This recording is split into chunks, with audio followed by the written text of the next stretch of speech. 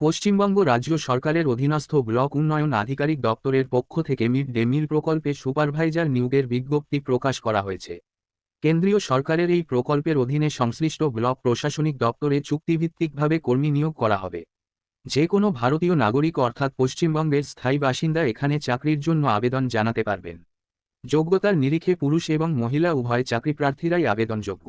আবেদন পদ্ধতি, শিক্ষাগত যোগ্যতা এবং মাসিক বেতন সহ অন্যান্য বিস্তারিত তথ্য উল্লেখ করা হলো আজকের প্রতিবেদনে। Employment number 1478 KHT। পদের নাম মিড ডে মিল সুপারভিসর। মোট শূন্য পদ 1টি।